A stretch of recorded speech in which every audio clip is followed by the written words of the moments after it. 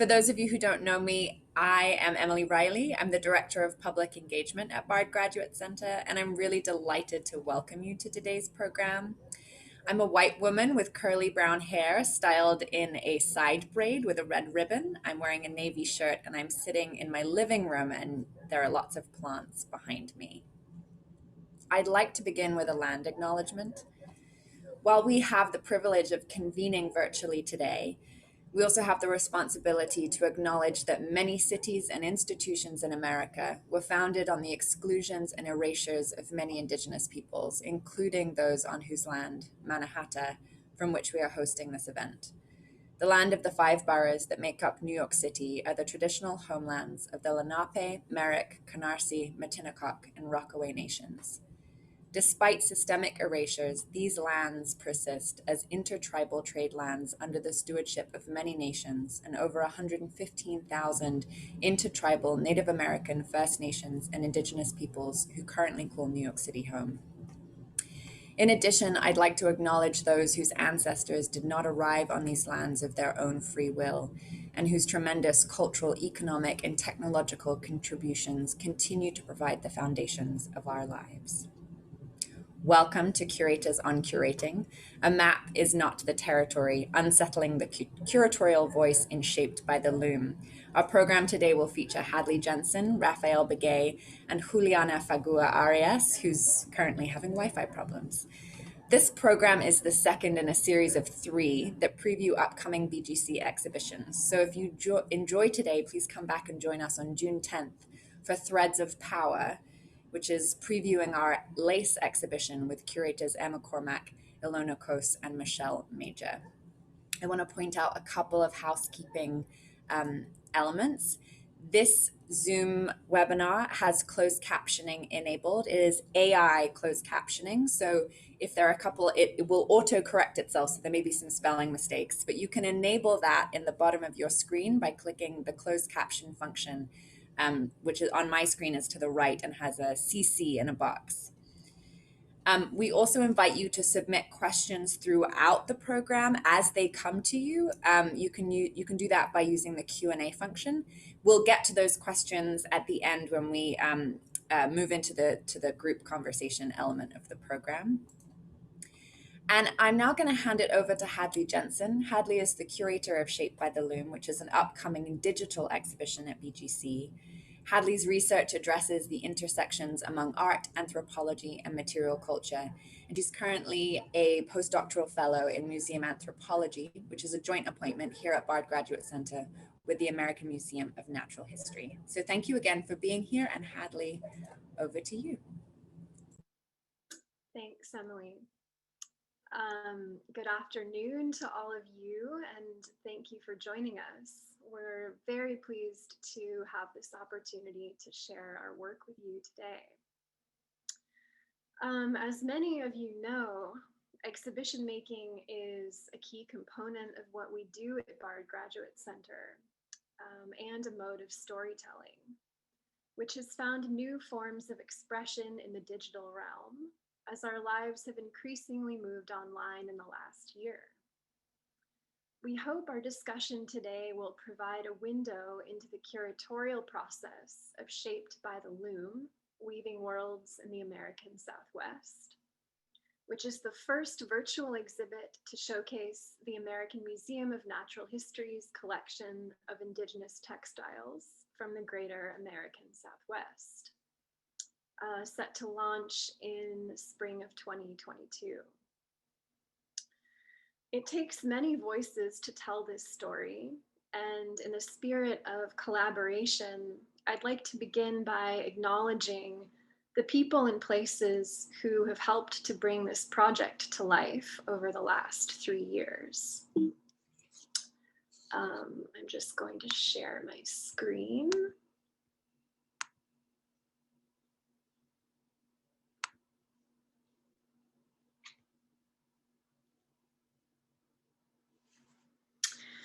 Throughout its development and transformation from a gallery exhibition into digital space, collaborations with Indigenous makers, scholars, and teachers have informed my methodologies and animated the exhibition in important ways. In particular, I'd like to recognize my exhibit collaborators and cultural consultants, Linda Teller-Peet and Barbara Teller-Ornelas, as well as Marie Begay and her family, Darby Raymond Overstreet, and Rapheal Begay. I remain grateful to my colleagues at Bard Graduate Center and AMNH for their unwavering support of this project. And I'd also like to acknowledge the contributions of my students from 2 graduate seminars. They have reminded me that teaching can be one of the most generative aspects of curatorial thinking and practice. So it's a great privilege and a joy to introduce my conversation partners for this event.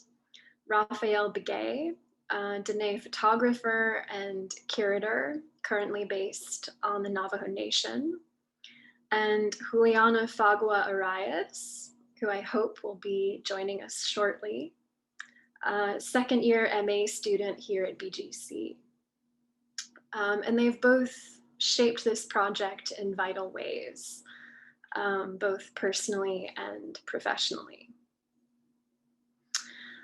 So we'll begin by each giving a brief presentation, followed by a more informal conversation about curatorial and artistic practice, how exhibition making can respond to new digital platforms, and the role of teaching in exhibition development. Our aim is really to invite you all into this process. So with our remaining time, we look forward to receiving your questions. And just a reminder to use the Q&A function. And just a quick note about the title of the event. The map territory relation describes the relationship between an object and a representation of that object, as in the relation between a geographical territory and a map of it. And the map is not the territory was also a 2019 exhibition at the Portland Art Museum, featuring regional artists exploring place and boundaries and seeking to reimagine the Northwest. It focused on the eastern edge of the Pacific Ocean, stretching from Oregon through Washington and Vancouver and up to Alaska. By invoking this title, I wanted to consider these connections to land and landscape in the Southwest, centering Indigenous aesthetics and cultural values in dialogue with the land-based and relational practices of Navajo weaving. I hope it provides a point of entry to think about what it means to make art in this region today. And with this in mind, I'd like to invite Rapheal to introduce himself and share some of his work as a way to visually ground us in the places you'll be hearing about and seeing today. Over to you, Rapheal. Thank you very much, Hadley. Good morning, everyone. Yá'át'ééh, Rapheal Begay, yinishyé, Honágháahnii, nishłį, Kinłichíi'nii, báshíshchíín, Tábąąhá, dashichei, Ashiihi, dashinálí, Tsé Náschii, naashá. Hello, everyone. My name is Rapheal Begay. As Hadley had mentioned, I am a photographer, but more importantly, I look at myself as a visual storyteller based here in Render Rock, Arizona. So thank you very much for joining us, and we'll go ahead and get started with a brief presentation here. One moment as I share my screen. Perfect. So my presentation today is going to focus on visual sovereignty within a Dene worldview, referencing photographs from my current exhibition, Adinadine, which I just now have wrapped up, but also referencing my initial work with a vernacular response. So to begin, I'm born and raised in Hunters Point, Arizona, where I was surrounded by my grandmother and grandparents and my family, and the sense of community and wonder that was within this space. To begin this conversation, this first photograph is entitled Navel. Within our culture, there's a reference that when you're born, your mother has the option of taking your umbilical cord and burying it in a place that is your home or where she intends you to return back to.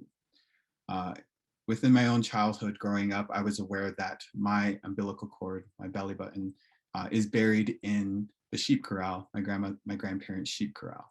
And to this day, it remains a source of inspiration, comfort, and my means of connecting and communicating within the world, as well as an extension of my values and who I am. So in reference to the actual work that I do, to the left here is a photograph entitled Red's Dog, taken in Hunters Point, Arizona in 2017. It's interesting to think about the visual representation of the cultural landscape on the Navajo Nation. But more importantly, my interests stem, and the things I like to highlight are the cultural understanding, the historical understanding, as well as the relationships that are represented or allow the photograph to be informed by these stories, these memories, and these perspectives. With reference to Red's Dog here, it does come off a bit vicious, but also this sense of desperation found in the nutritious lack of the animal. Little does one know that if you really take a close look at the photograph, the actual Red's Dog is looking to its right. I myself am standing directly in front of it. So initially, as I approached this dog post-butchering outside my grandmother's home, there was this initial fear that the dog had, hence the tail between his legs. And then as I'm taking the photograph and trying to position it, another dog comes up to my left, hence this other dog, or this Red's Dog reacting in that way. So it's interesting to think about the fear, but also this sense of survival that is inherent to the land, but also those who occupy it in reference to the desert.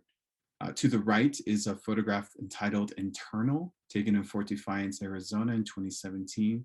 In a similar way to life on the reservation, being able to walk outside one's home and see cultural practices such as butchering take place was a form of celebration, a form of gathering, this sense of responsibility, reciprocity, respect, and relationship that this type of event allowed, and the sustenance that came from that as well. In a similar manner, going to visit one of my best friend's houses, his home, to see his family, they were butchering. So I went out in the back of their backyard, and there on the table was the wool, the sheepskin that was drying, sun-drying, sunbathing, as it were. And I approached it, and I happened to have my camera with me, and I just seen how the flesh and the wool were intertwined, and how beautiful this was, and I never really took notice of it. And in reference to a vernacular response, that is exactly what I believe my work does and what I do. I am responding to my surroundings. I think there is a beauty within the reservation that tends to be overlooked by those who inhabit it.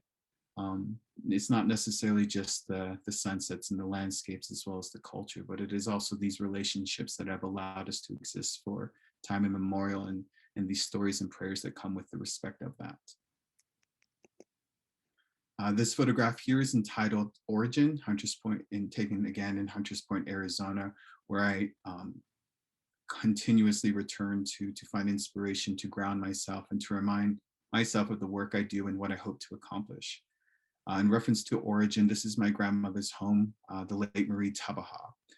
Her and she has been a beacon in my life and the cornerstone in my family. She passed some years ago, and while we were there visiting prior to that, my aunt had passed from cancer, and we were there mourning and gathering. So this place was a place of gathering. It's a place of comfort, a place of memory, a place of identity and family. And while we were there, I'm pretty susceptible to energy, and so I removed myself because it was very, very tense and heavy. And it started to sprinkle, and it was a very calming moment, and I can just smell the wet dirt and hear the sheep in the background. And as I turned back to go home, to my grandmother's home, there was a rainbow appearing right above her home. And I thought, what a visual blessing that this really was. What a beautiful concept in terms of healing and moving on to the next life. If one were to follow the trajectory of the direction of the rainbow downward, the rainbow would land or touch base in my grandmother's room. Little did I know at the time of taking this photograph that about a month later, my grandmother too would have passed.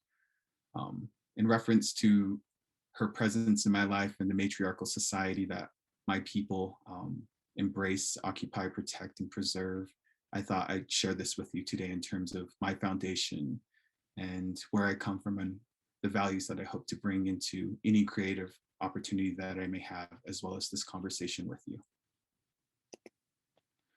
So as I started to move around the res, I wanted to think about home not necessarily being bound to one particular space. I myself live here in Rinderock with my Navajo white walls. But I was born in Hunters Point. I attended UNM and got my BFA in art studio and minor in arts management and a certification in museum studies. But while I was there, traveling back and forth on and off the reservation, again, this sense of value and connection to my home began to blossom. And I am now investing in that. But I noticed that home is not necessarily limited by base. It is a concept that continues to move. And so this photograph here on the left is Thirst Quenching, taken in 2017 in Navajo, New Mexico. Again, the reservation occupies by border 3 states, New Mexico, Arizona, and Utah. However, we have 2 of our sacred mountains in Colorado. I believe and look at the Navajo Nation as the Southwest, not necessarily in the sense of a nationalist or erasure approach, but in the sense of all land is indigenous land and that we occupy it and we should respect it as such.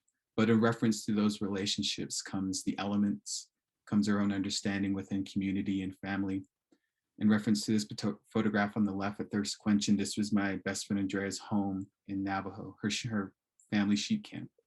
It had been unoccupied for some time with the passing of their grandparents, and to revitalize the space and to celebrate who they are and where they've come from and their whole presence as a family, they had a gathering there. And they invited me to attend. I gave them a family portrait that they had set for me. But in the process of returning our equipment and breaking down the party, the nearest trash disposal facilities, like maybe an hour and a half away, in the similar way of those who pass, normally in our culture, we burn their things to just allow it to dissipate and go, and not necessarily be the spirit of things being held within those items. In a similar way with trash, there's a common practice here on the reservation to burn it versus landfill dumping, which is also pretty common. But as I was returning back to the vehicle, I seen this flame behind this old, maybe like 1960s, 70s refrigerator and this like 70s old chair all sitting outside. And I noticed and I said, that's the shot. So I put everything down. I brought my camera back and my best friend's grandmother, she's like, Yaj, son, what are you doing? That's burning trash. Why do you want to take a photograph of it? I said, just trust me. And when I got the shot, I showed her and she thought it was beautiful. And she used the word epic. But I have a photograph of her sitting in that, but I reference this story because of the value and this serendipitous nature found within one who walks around, which is my first clan, walking around and engaging with the surroundings and the creation of these ideas and seeing these moments collide. I thought it was very important to share that with her. And her chair was featured in one of my exhibitions at the Maxwell Museum of Anthropology at the University of New Mexico. So it was pretty interesting to see that transition of idea and aesthetic move, not necessarily just from Navajo, but within an outdoor space to a indoor institutional space. To the right here is Trade, taken in 2018 in Tuba City, Arizona, outside the Tuba City Trading Post. The transformation of aesthetics and ideas moving from, say, craft to a digital space and back again, and having it being appreciated, appropriated, reclaimed, challenged, discussed. What was once contemporary is now traditional. the transformation of objects within our culture and the visuals that are there. I find it fascinating to see these guerrilla textiles around the reservation, these spray painted Navajo baskets on abandoned satellites. There is obviously this connection to those visuals that we identify with, but also indigenizing space. And also not shying away from the fact that it is commerce, it is economy. And I think moving forward, that is something personally I myself am trying to incorporate and understand within my work with respect to the development of these aesthetics and ideas. This next photograph is called Red Men, taken in Round Rock, Arizona, here at the Veterans Memorial Park in 2018. Right now the parks are closed, and as I was walking around, I noticed these beautiful, maybe vintage-like depictions of what a Navajo man would look like, or what a Navajo person created as a sign for the men's restroom. I thought it fascinating. As a gay male, I'm wearing my Navajo Nation Pride shirt. We have an event in June. There is this shyness away from that in terms of our identity. Growing up, I recall not wanting to be too dark. And that internal shame was really a hindrance growing into my adulthood. But through my work and through the photograph exploration of these ideas, this pride and this sense of wonder and respect grew from that. In that similar way, I think the creative process allows for our mind to overcome so much in that manner, but also to create things that we never really understood could have value in or outside your own comfort.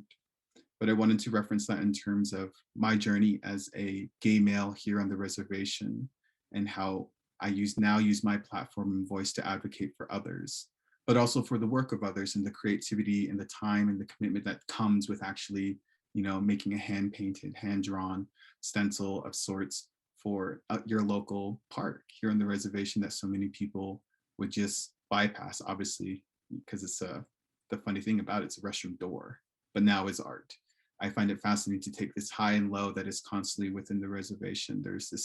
I have a deep respect for Indigenous imagination as revolution, as revelation. Moving forward, I worked with the Navajo Nation Division of Human Resources Administration as a public information officer. I have the privilege, opportunity, and duty to, prior to COVID, travel around the reservation extensively in support of community outreach and hearing the concerns and the ideas of the people. But also, it's an opportunity for me to see the reservation in a new way and expand my sense of home and place with respect to the Four Corners region. This particular photograph is entitled Manuelito, taken in Lookotchagai, Arizona. Here, the locals call it LA. So one would probably think Los Angeles, but locally we think of it as Lookotchagai, because it's not necessarily the easiest thing to roll off the tongue. But Chief Manuelito was obviously a primary leader in Navajo history, who was there at Bosque Redondo in New Mexico in reference to the Long Walk and the oral stories that are passed down from that tradition, and this sense of pride and identity that goes, that is known from this moment in history, is also referenced as a form of perseverance and resiliency within the community, I believe.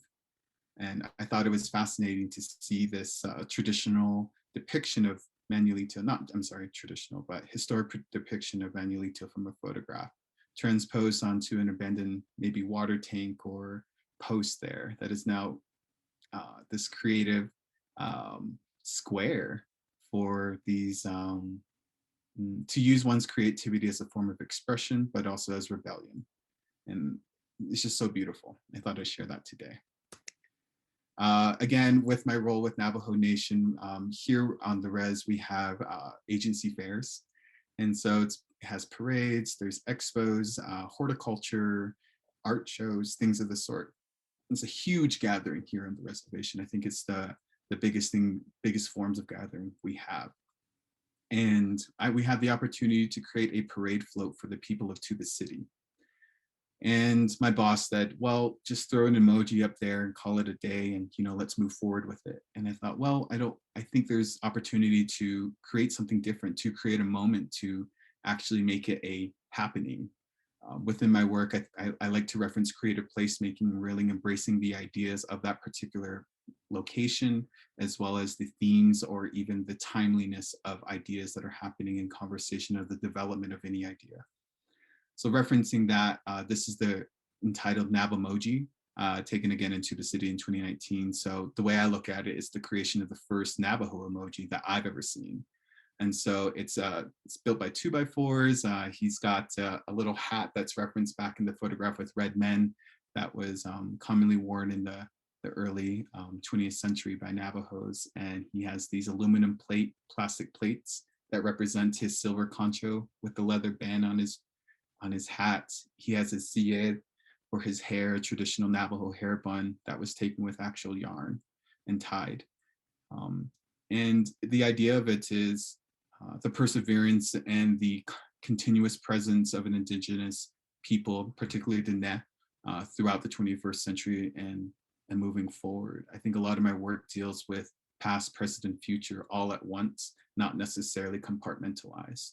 In reference to that, I myself, as a creator, as a visual storyteller, I view my work not separate from me. I view it as me. I view it in a holistic manner in reference to my cultural understanding, my personal relationship within my community, but also with respect to what I believe is of value, is worth preserving, is worth sharing. I believe in communication, obviously, because that is my job. But in reference to that, I wanted to share these images with you, and thank you for your time. Áádóó.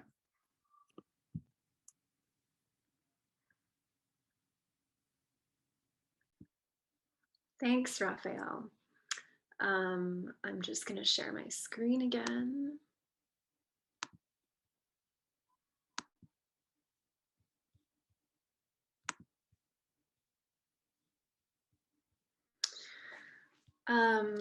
So in building upon Raphael's work, I just want to talk more about this exhibition, which is grounded in the geographic, ecological, and cultural specificity of the North American Southwest.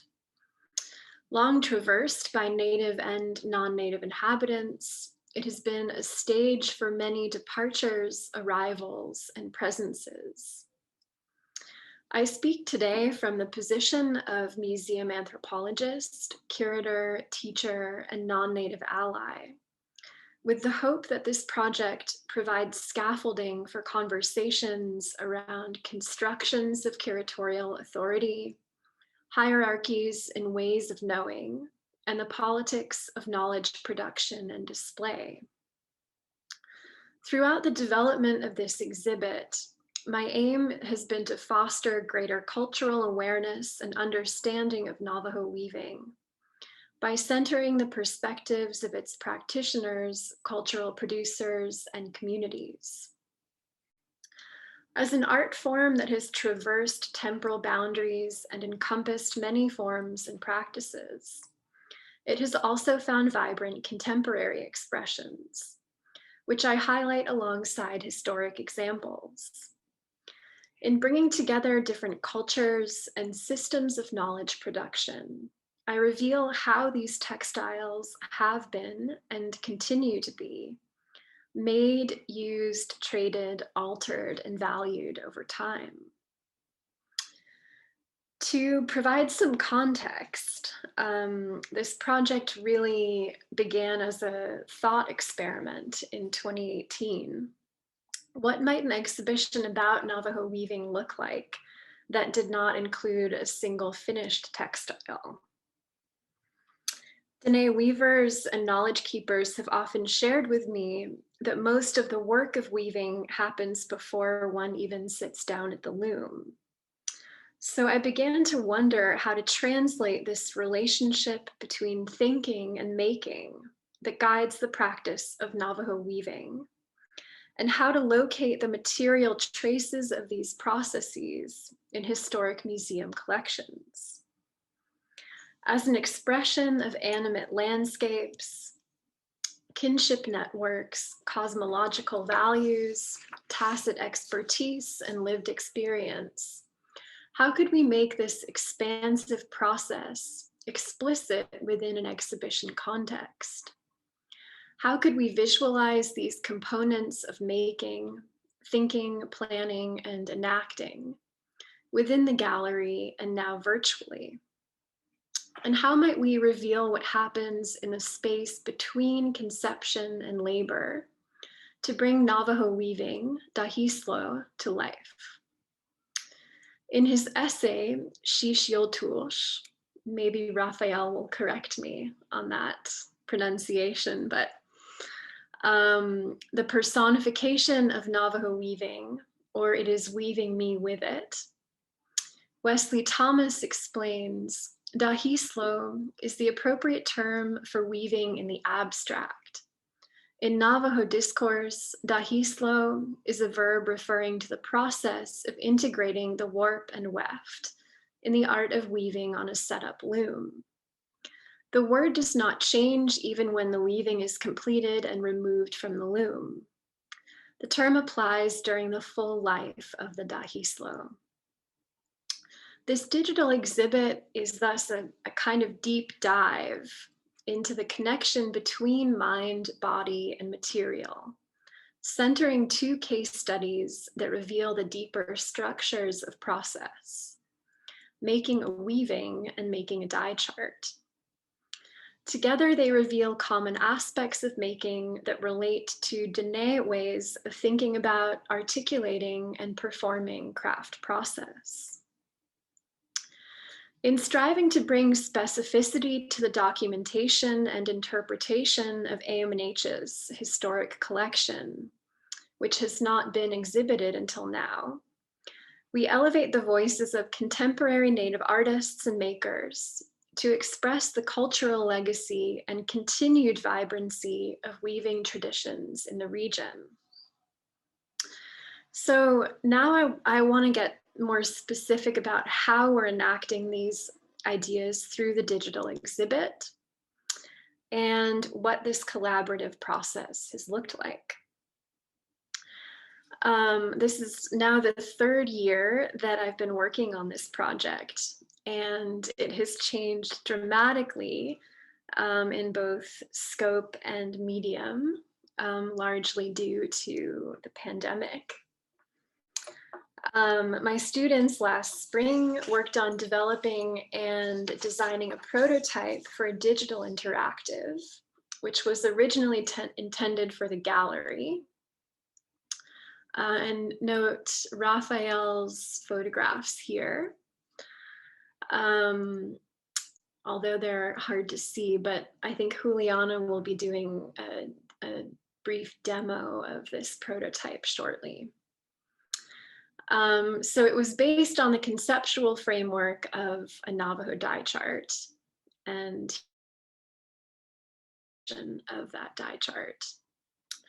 I'm actually working on an article right now about the production and circulation of these dye charts in a forthcoming article for the Journal of Modern Craft. But as this project has transitioned into a digital exhibition over the last year, we decided to maintain the dye chart concept as the interface for the site's homepage. So our students in this semester's course, which I've been co-teaching with Erin Glass and which just wrapped up last week,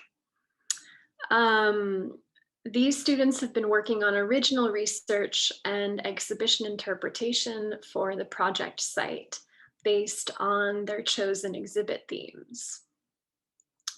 And each thematic section includes 3 historical items from the AMNH collection and 1 contemporary piece, with short wall chats and catalog style essays written by our students. So just to give you a sense of content, these are the 6 student sections: Homeland and Cosmology. And this includes a Hopi ceremonial blanket, a belt weaving in process on the loom, a sand painting weaving, which is from the US Hollister collection, and one of Rapheal Begay's photographs from 2018.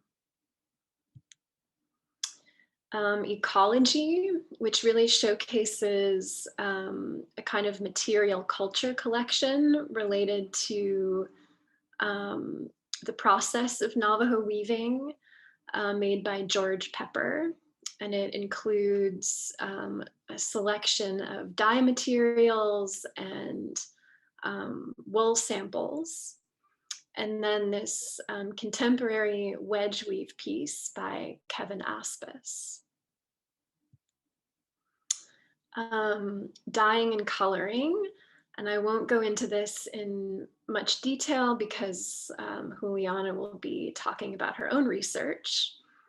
But there is a Navajo serape by D.Y. Begay, a Navajo woman's dress or manta, a serape collected in San Miguel, which is this incredible indigo piece at the top, and a Germantown blanket from the Hollister collection.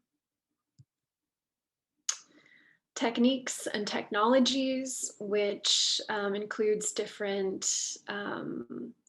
samples of looms, Navajo, Hopi, and Zuni, to show different aspects of process.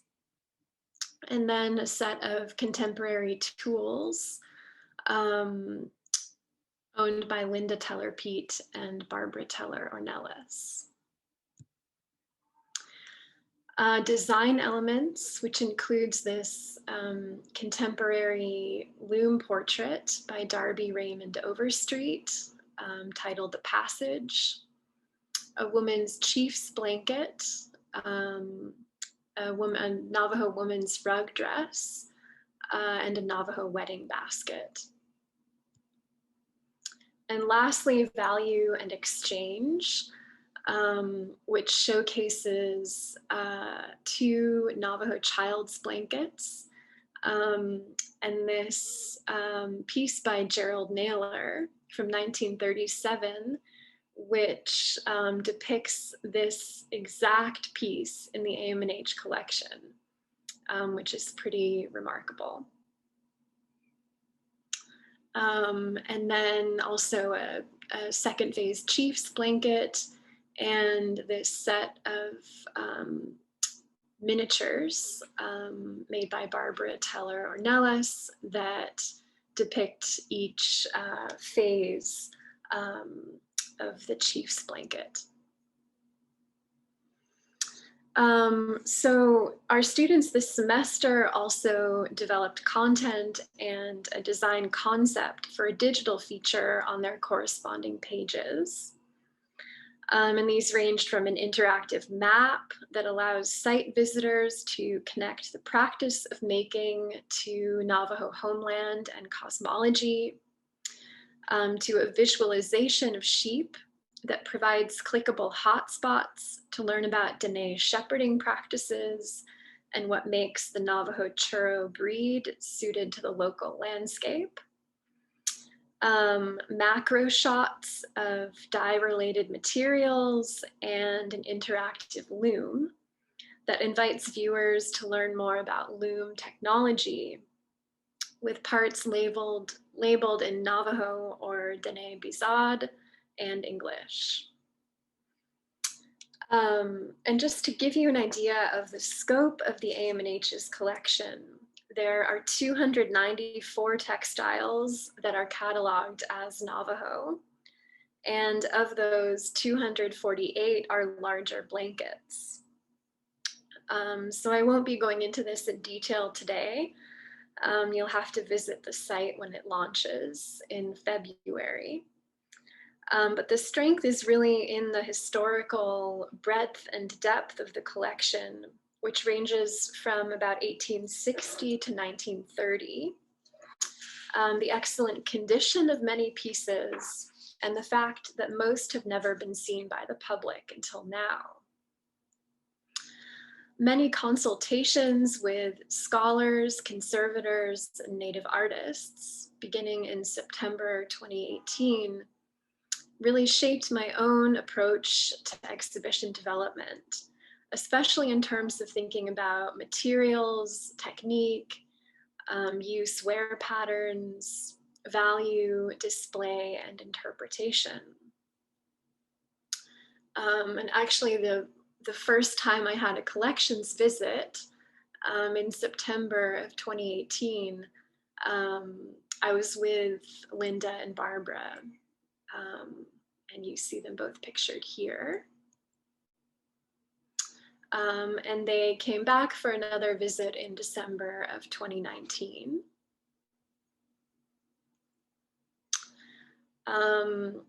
And they also brought Belvin Pete, Linda's husband, who is a woodworker and builds looms as well.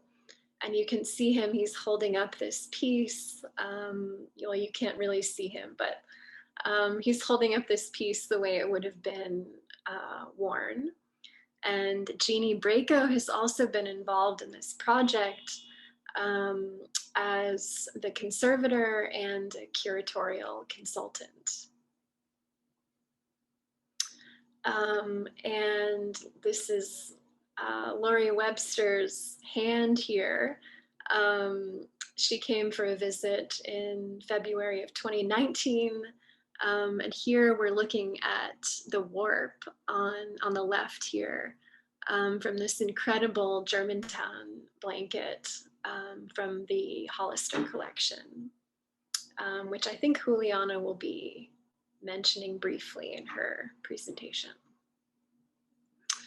And we were fortunate to have several field trips and collections visits for BGC students last spring before the pandemic. So the Navajo textiles entered the museum in 3 major accessions around 1910.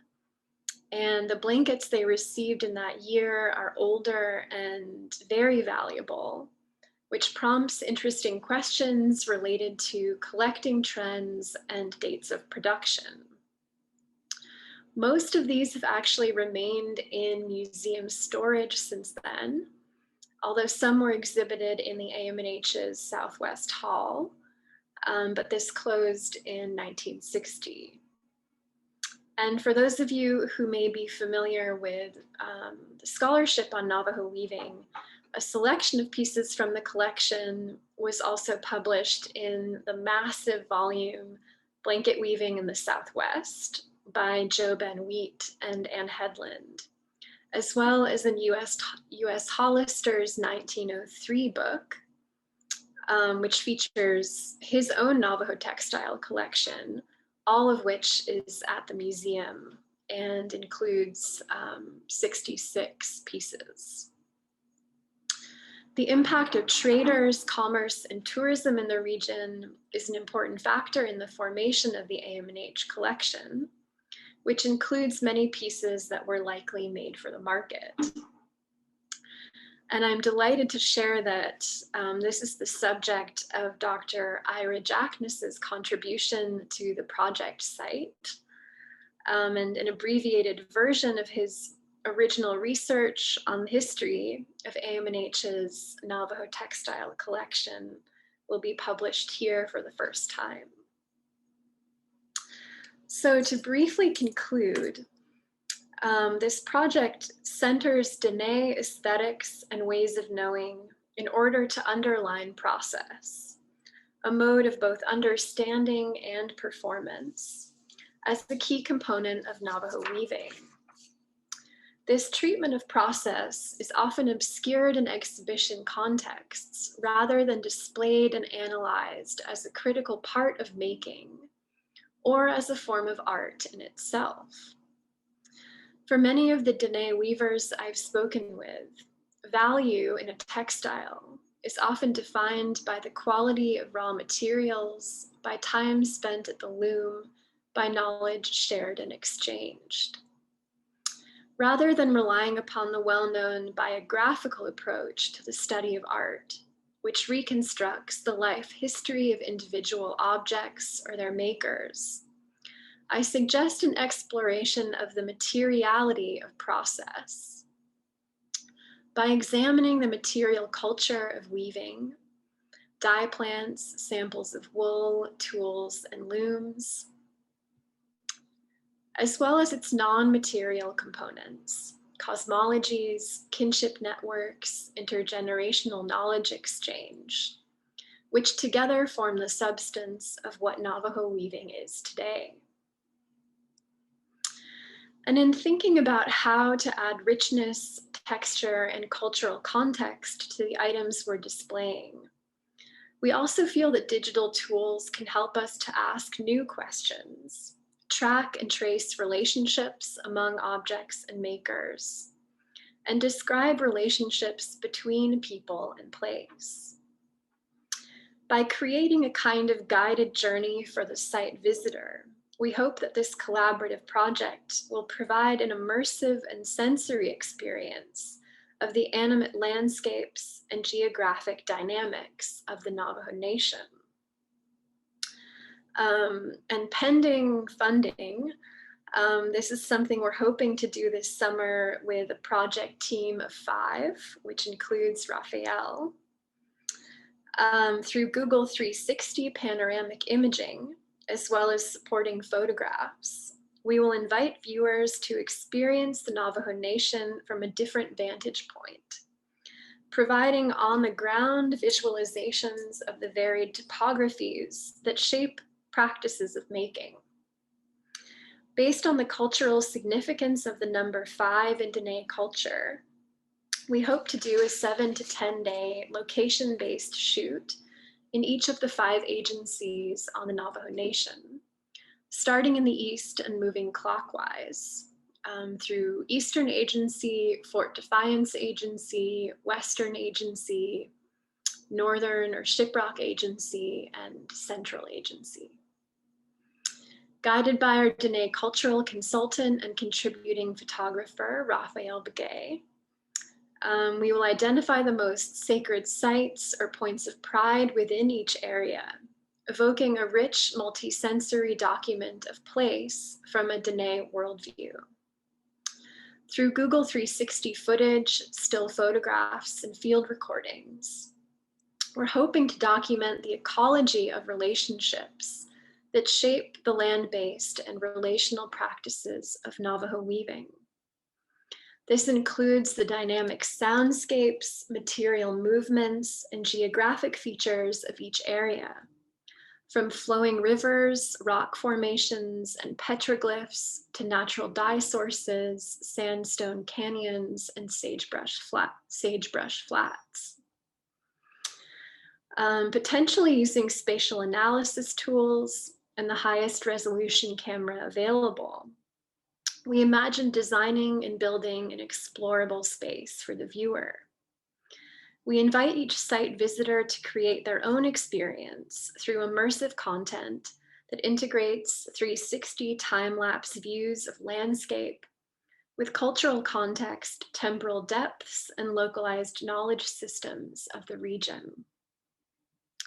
As we chart the contours of what virtual space can be, one of our priorities is to foreground reciprocity efforts, making this documentation both accessible and relevant to descendant communities, whose past, present, and future homelands we inhabit. Ultimately, this forward-thinking initiative will have both retention and longevity, creating a richer future for online exhibition making, and hopefully enabling new forms of curatorial scholarship. So I will now turn it over to Juliana to continue and share details about her contributions to the project. Thank you so much, Hadley. Okay, so today I want to share with you a little bit about the evolution of my research centered on dyeing and coloring in relation with Hadley's exhibition and how it has changed from spring of 2020 when we had our first class, we did our first digital prototype until today and this semester, and how it has changed. So I'm gonna share with you 4, let's say, different stages of that. I'm gonna share my screen now. Okay.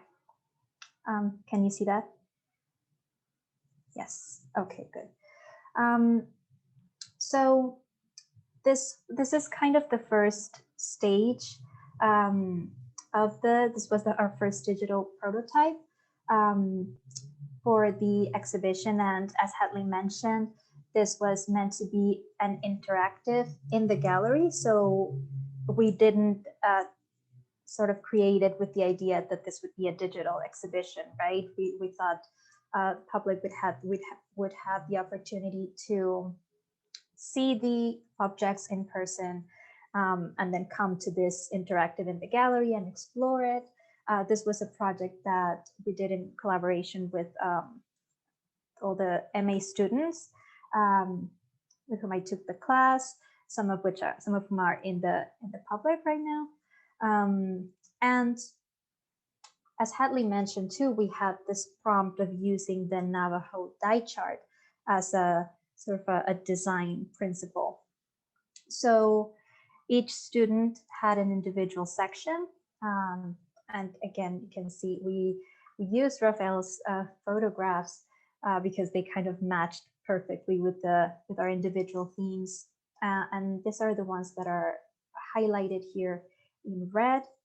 And then because this was based on a die chart, we also wanted to include some reference to that. So we added these sections that are highlighted in blue and these illustrations that were done by another student, Jessie Morday-Young, and of dye plants. And we wanted to include dye recipes too. So we had this kind of 2 different sections. We had the thematic individual sections and then the dye recipes.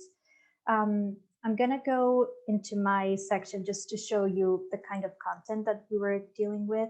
And I hope, tell me if this works. If I click here, are you seeing the dyeing and coloring section now? Yes, okay, good, thank you.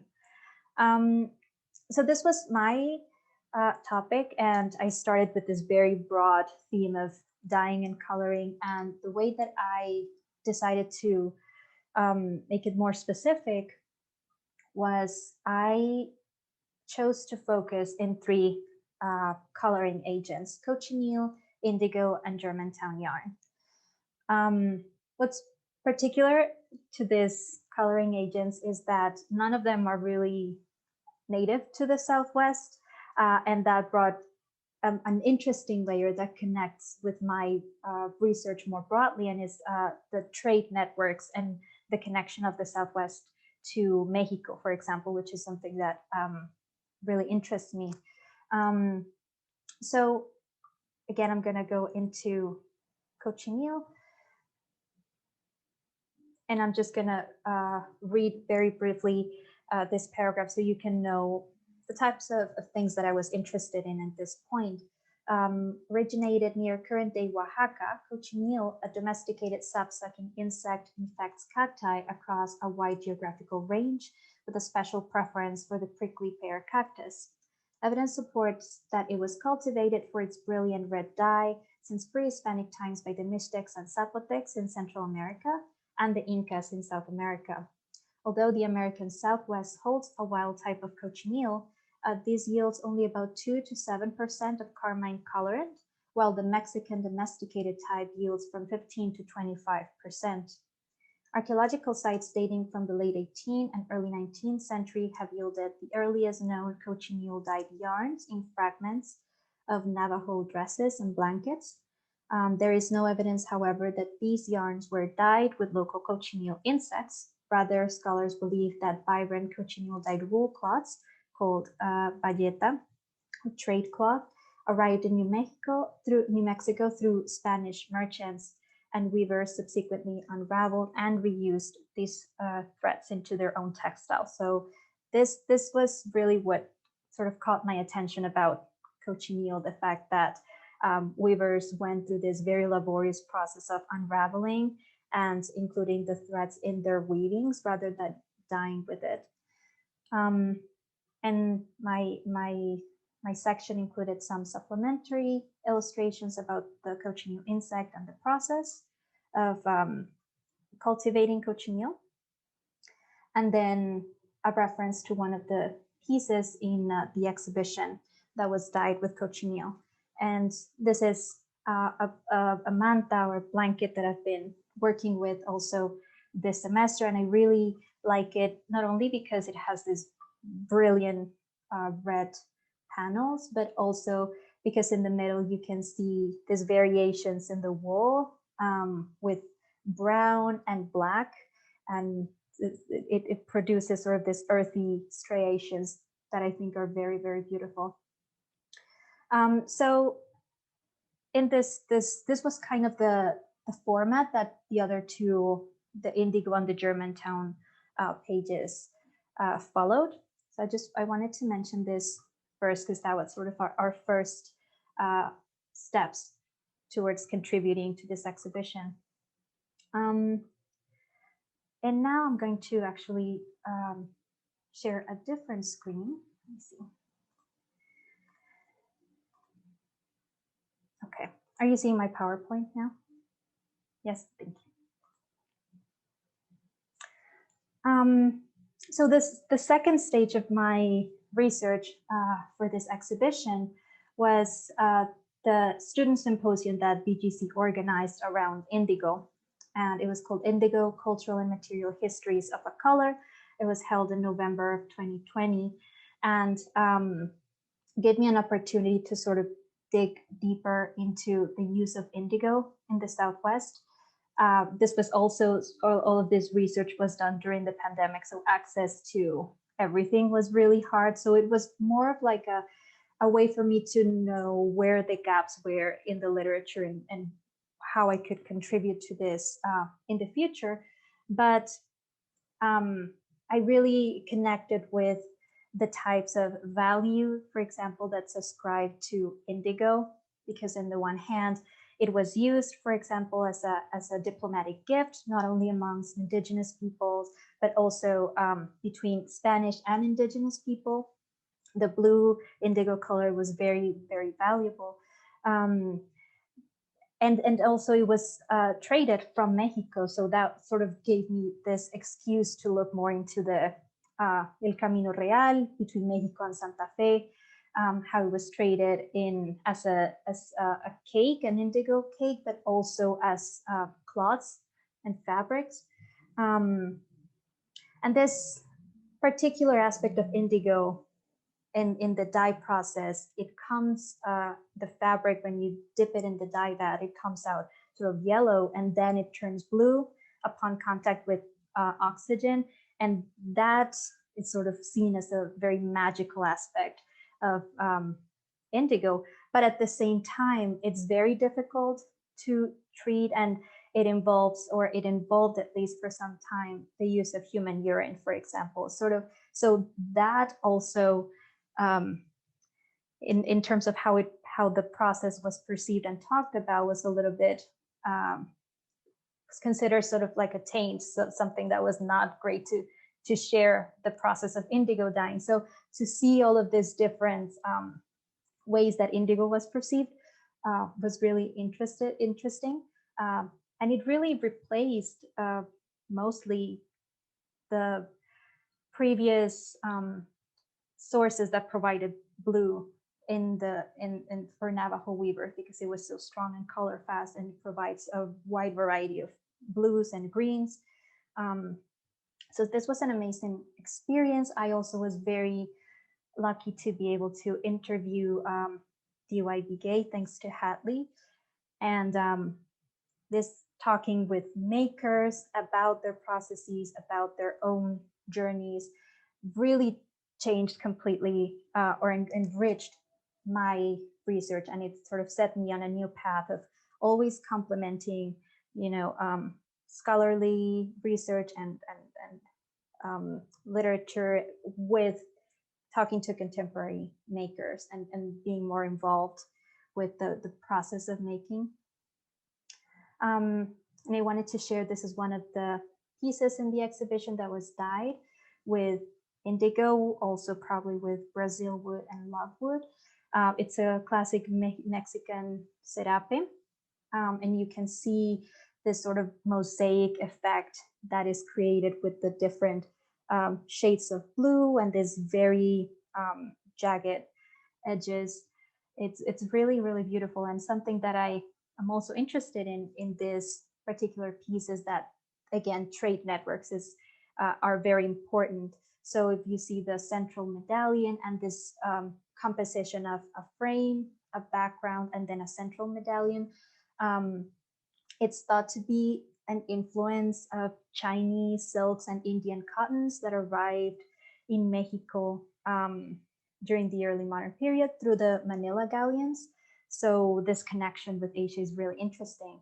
But at the same time, this serapes influenced a lot Navajo Germantown weavings.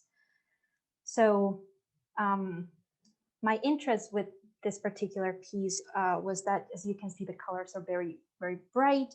The patterns are the design is completely different from the previous blankets that had this horizontal bands and more mute and neutral colors. But these Germantown blankets are related to the 1860s imprisonment of the Navajo population in Bosque Redondo, and how the government provided this aniline dyes and machine spun fabrics. And amongst this scarcity of natural resources, weavers really incorporated the materials that were provided. And because they sort of didn't need to dye, they had more time at the loom and sort of matching this amazing designs to the brilliance of the aniline dyes. So this type of style is also very prevalent right now in contemporary weavers who work in the Germantown revival style, which really this kind of this colors and this designs, this bold designs really match kind of pop culture, video games, street art. So that's a whole a different topic, but also very interesting. Okay, and so now I want to talk about how working in this exhibition, working with Hadley, really inspired me, and also the interview that I was fortunate to have with D.Y. Begay to talk more with makers, but also to make myself and to connect more with the materials. So I took this cochineal dyeing class with Porfirio Gutierrez. It was online, but it was still very good. And, you know, grinding the cochineal insects, setting a dye vat, seeing how the fabrics, you know, they transform, the color transforms. It was all very magical, and hearing Porfirio to talk about how the importance of cochineal in Oaxaca right now in their own culture, the sort of the act of dyeing and seeing how knowledge can also be expressed through, you know, activity, how you the embodied knowledge, to say it in this way. It's something that you can't really understand until you do it, but it's something that's very important for weavers, and that's I know it has always been important. So as a scholar, I now try to keep that balance between scholarly research but also making, and that led me into this interest in the raw materials, which is what I proposed as an interactive this semester in this semester's class.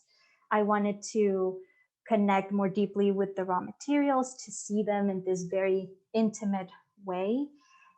So I took a couple of macro photos of cochineal, of indigo cakes, and of alum, which is a mordant. And it's very interesting because it kind of demystifies the materials because you're seeing them so closely, but at the same time, it's a new kind of magical. really opens up a new world. And it was great to do this. So these are the cochineal bugs. These are the indigo cakes. And then this is the alum. Okay, and I just wanted to end by saying that with a fellow student from the master's program, Jessie Medane-Young, we're going to be co-hosting the second season of the Fields of the Future podcast, and we're going to work that season around this exhibition. So we're going to interview contemporary makers, maybe also scholars that can, tell us more about weaving, about dyeing, about the tools, about cosmology. We're thinking about maybe Porfirio Gutierrez, Darby Raymond Overstreet, Kevin Aspas. So stay tuned for that. It's going to be really, really amazing. And yeah, thank you.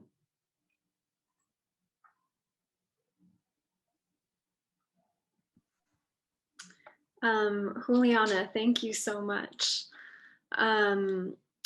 Given the time, I think I'll just start with one or two questions to kick off our conversation, and then we can open it up to Q&A from the audience. I'm curious how you think your own approaches to exhibition making or curatorial thinking and practice have changed to respond to new digital formats. And I'm wondering what opportunities and challenges you think this platform provides for both artists and curators.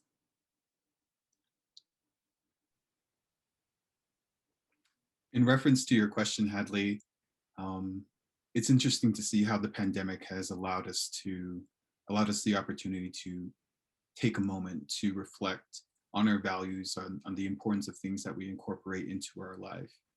I believe we are curators as human beings. We curate our own experiences, whether that's in person, online, or what have you. We curate our own responses, and referencing thinking as a process within Navajo creation, let alone curatorial work. Most recently, with the development of my recent exhibition, Adinadine Light, which was featured at Loom Indigenous Art Gallery in downtown Gallup, New Mexico. While construction was happening mid-pandemic, what is the opportunity to expand the sense, the presence of the show and the ideas, not necessarily within the images or physical space, but how can I transpose those ideas and replicate oral storytelling on the internet, so to speak. But with those challenges came this new approach of referencing the things that are within the imagery or within this cosmology that allows for me to find value or understanding or connection with what is represented within the work. With respect to that, I approached the show referencing light as a source of direction, as a source of prayer, as a source of identity and communication as a form of connection within the world. I myself describe my work as a place between red dirt and blue skies, and we are the light in between. In reference to that, developing an online component of the show, in the past I've done similar approaches, but right now I'm working on actually, with respect to the conversations we're happening, showcasing that process in terms of cultural understanding and what my intentions were. But in reference to that, I hope to expand and activate Navajo space and time, not necessarily physically, but digitally. Recently, the Office of the President and Vice President offers some Navajo terms to NASA to define the landscape on Mars. And so there's some controversy with that, with respect to cultural preservation and use of prayer with reference to the words that were used. But to imagine that what we've learned throughout this pandemic, that our own personal space is now everyone's personal space in an odd way, despite us being so distant. I mean, you can see my books, you can see Juliana's books, you can see the magnets on Hadley's refrigerator. It's a little fascinating to curate, put my own photographs here and try and curate an experience that communicates my values, my own approaches. In a similar way to sitting down at the Warped, I imagine those intentions, those prayers, those understandings are held within the weaving as a vessel.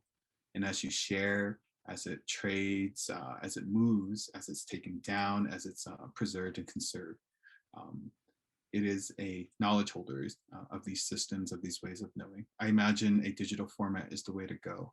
But in reference to accessibility, I think this is a ideal opportunity to expand that presence and to allow for a more collaborative approach to what we do and what we hope to accomplish and who we are as relatives.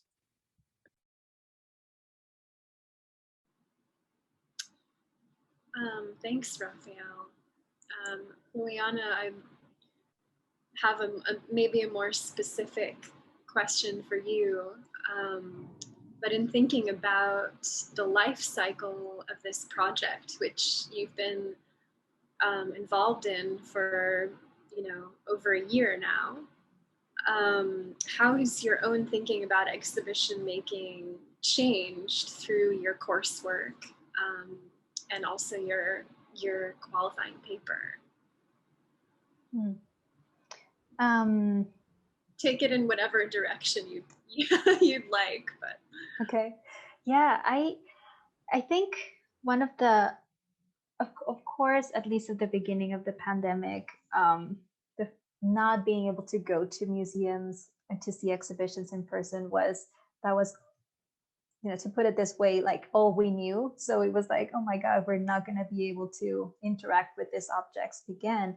But then I think by exploring this digital format, really has also shown the things that you can't do in person in a gallery, in an exhibition, and the things that only a digital space could provide. So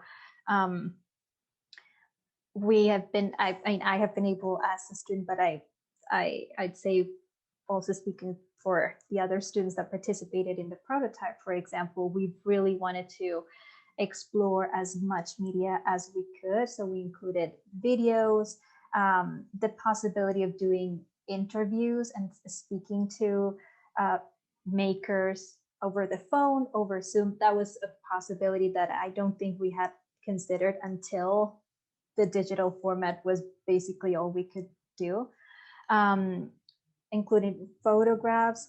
And I think for me, in terms of my research and my writing process, one of the biggest changes was at the beginning, I was writing a lot of historical information, historical research of the objects, because since this was an interactive that was going to be in the gallery, you knew that the people would be able to see the objects and then refer to the interactive. But now you also have to provide, sort of evoke the presence of those objects, because people are not going to be able to see them in person. So in your writing, also including the materiality of those objects and sort of providing for the person who's seeing this digital exhibition the experience of being in front of the object, the size, the texture, the way the different colors interact.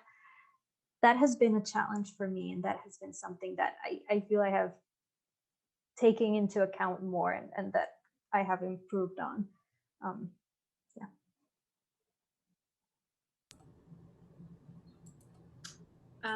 Raphael, go ahead if you like. Or given the time, maybe we can open it up to a few questions from the audience. Yeah, I'm going to jump in here and field some of the questions that are coming up in the Q&A.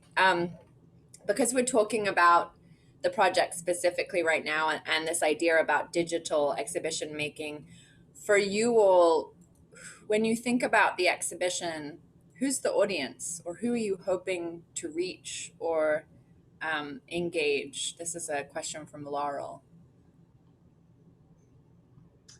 Thank you for that question. It's something that that I at least have have been thinking a lot about over the development of the exhibition. And now that we have this incredible opportunity to have a wider reach, you know, we're not limited to the spaces of a gallery.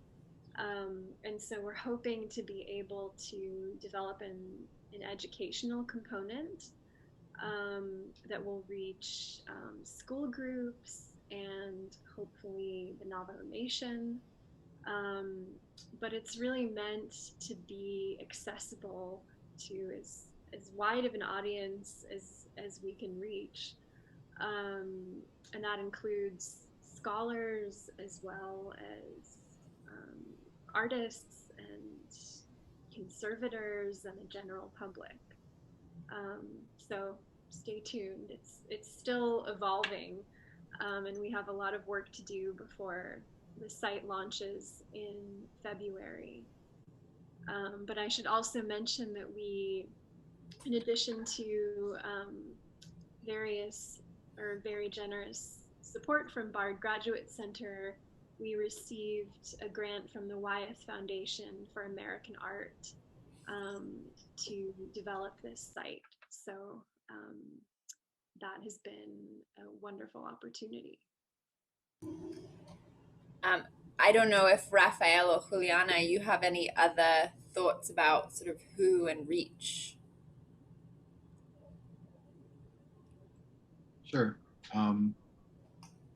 Primarily with my work and what I do, I approach it as a form of respect, and I look at myself as a steward, a creative steward at that, and through visual storytelling.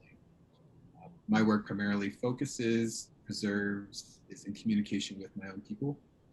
However, I am aware of the external interest and presence, and our collaborators, our supporters, our advocates, and those who have an interest in Navajo textiles or culture or history or language. With respect to them, I would hope that I'm able to offer something that is that can inform and inspire. So my primary audience would be that. But in reference to the project, I hope that it opens up the idea of a younger generation be willing to embrace this knowledge and have those conversations with respect to a digital platform and how it may be used. I recently downloaded TikTok, so I saw a photograph of mine, Res Dog, featured in this viral video, which is wild. So I'm kind of curious to see what kind of ideas and conversations that could be had with those who are willing to participate and engage. Thank you. Great. Yeah, I would also say that particularly in the section that I've been working more in dyeing and coloring, I worked on providing some recipes, cochineal dyeing recipes, indigo dyeing recipes, and I had this idea of hopefully, you know, makers and people that are interested, maybe not professionals or artists, but amateur makers like me, can come to this exhibition and take out of it an experience of maybe with their material from their kitchen, setting up a dye vat and, you know, trying this process by themselves. And then I think another thing has been the importance to connect the North American Southwest to Mexico and maybe even to South America, where I'm from. I'm from Colombia. So I think that could also be an interesting opportunity, sort of widening the perspective of the Americas and creating a more interconnected vision. So yeah, I would hope that an audience from Mexico, for example, would also be really interested and feel connected with a project like this.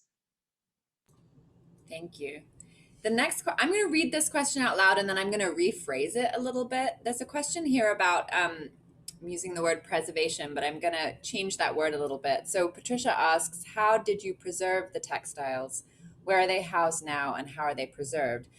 I'm going to talk about care instead, because I think when we talk about preserving, there are so many ways to understand that idea, but I guess this is a question for Hadley and maybe Raphael too, and also potentially you might want to talk about Linda and Barbara's role in the project, but how do we care for these textiles? What are the different levels that we can understand caring for them? And what's your experience with maybe the AMNH's conservation department, but also sort of that additional dimension of care that's brought into the conversation by Barbara and Linda as they've been working on this project with you? Thanks for that question. For me personally, working with them and seeing these pieces through the hands of weavers really changed my own way of thinking about them and my own relationship to them, specifically in thinking about networks of care and protocols for display and the kinds of exhibition interpretation we were including with these items.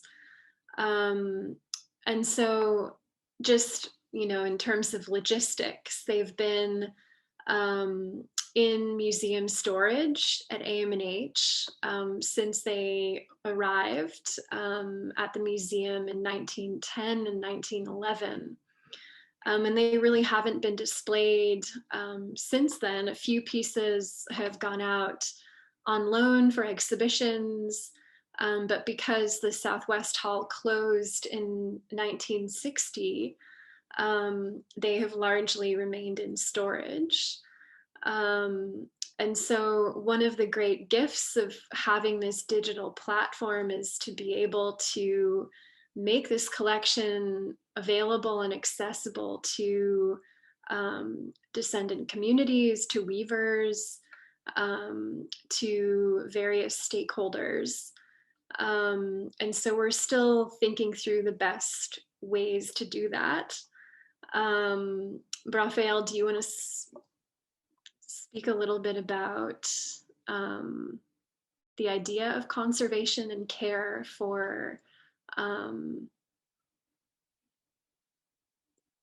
weavings, which are also considered to kind of have a life force of their own, and to be cultural belongings in a way? Sure. And that's an amazing question, Emily. I suppose approaching it from personal experience and how the conversations we've had up to this point and will continue to have, it was fascinating to think about the care that is taken into effect within the actual archives and institutions. And then having that develop through the care of the interaction and the overall understanding and engagement of those objects in reference to the development of the exhibition. And the care taken into effect or consideration in the development of the presence online and in person that was taken into consideration versus consultation, collaboration, consideration. I have a deep respect for that. But on a broader sense, I believe there's an internal care to everything that we do or say and offer. There's obviously a care taken in terms of what we say and how we say it. As we have more conversations about emotional intelligence and diversity, equity, and inclusion moving forward in land acknowledgement, I think there's a care and there's a respect that comes with it, whether that's in person or not. And in referencing textiles and the care that is taken into the production of those objects and the way that it is traded, I think should have care. The way that it is understood with respect to how things are acquired, there's a certain care that comes from an initial interest, but also through the research and understanding that allows for you to relate to that object, to that understanding, to that history. And in a similar way, I hope that those who engage with the online websites and the various topics and visuals there, that there's a sense of care and respect that comes from it, not necessarily looking at an object as merely as value on a wall or within a museum, but necessarily as lifeways, as knowledge systems, as values personified or brought to life through objects. So that's what I would offer. Thank you. So a lovely answer. And I think there's another, I'm going to let this linger in the air. We don't have to answer it, but it's these textiles were considered so valuable that they have not been shown. And there's an interesting tension there, I suppose, with thinking about what does it mean to have something in your collection, but then access be difficult because of how beautiful the pieces are. which I think connects to another question here that is from Mina about the purpose of these textiles in their original context. Now, maybe it's good just to talk about one of them, because I know that there are different contexts for every textile, but Hadley or Juliana, what was the original purpose of the textiles? I'll just say briefly, and I'll let Juliana jump in as well. It really varies so much depending on the collection. Some of them were clearly made to be worn and used, and they demonstrate those patterns and signs of wear, which is something that I've learned so much about through working with Linda and Barbara in our collections visits and consultations, and also Jeannie Braco. But some of them were clearly made for the market. They weren't made for internal use or community use. And because AMNH includes 3 major collections, US Hollister, JP Morgan, and the collection of Margaret Olivia Sage. And so some of them were coming through the Fred Harvey Company in the Southwest. And so it's kind of a wide range. Juliana, do you want to say anything about the pieces that you've been researching in particular? I would add to that. So the piece that I shared, the Germantown yarn piece, that these are also known as eye dazzlers because of this very bright colors and this kind of geometric mosaic-like designs. Those were pieces that were the period in the late 19th century when they started to be made coincide with this change from a sort of intertribal trade to a wider market and tourism, also with the opening of the railroads and the trains to the Southwest. So the fact that they included machine spun yarns and aniline dyes also coincides to this kind of Anglo taste. But interestingly, so they were made for the market, but also the interest in this blankets kind of faded very quickly because the market then started, they sort of had this interest to quote unquote traditional blankets. So this interest in Germantown yarn was very, it passed very quickly, and they kind of returned to asking weavers to produce this more traditional horizontal blankets. So as Hadley said, some were made to be worn, but then were also made to be for the tourists. Yeah, and Raphael, perhaps, you just talked about the pieces being living documents and sort of networked networks of feeling and time period. I don't know if you have anything else you would want to offer from your perspective on intent behind the pieces. I would just, maybe this is an internal thought, but I would wonder if any of those particular textiles were for ceremonial use, not in the sense of witch hunting with the museum, but understanding the initial context and the relationship, as well as the prayers and the care that actually went into the production with the respect to the importance of process and the development of those weavings. I imagine that would be an interesting conversation to have. Unfortunately, with most archival material, that context, that living history wasn't preserved, there was not a care for it, so to speak. It probably didn't have a necessary monetary value that could be attached to that weaving. But obviously, as we're moving forward and having these types of discussions and questions, that allows for an informed history to take effect, as well as the informed understanding of these textiles and the care for them. Beautiful. It's 1:31, so we've gone over time, but I just want to do a couple of shout outs here from the Q&A. Edna here says to check out the Smithsonian Folklife workshops on weaving and dyeing. And Linda wonders, can you really get that beautiful blue from the blue corn and sunflower seeds? I'm guessing that's a yes from you, Juliana. So, kind of. And there are many more questions that we could answer today, but we don't have time. This exhibition, as Hadley said, will be opening online digitally next spring. And we really look forward to understanding how you will engage with that site. The other thing I would just plug is there's an event on June 10th upcoming for Threads of Power, which is a lace exhibition that is scheduled for next fall.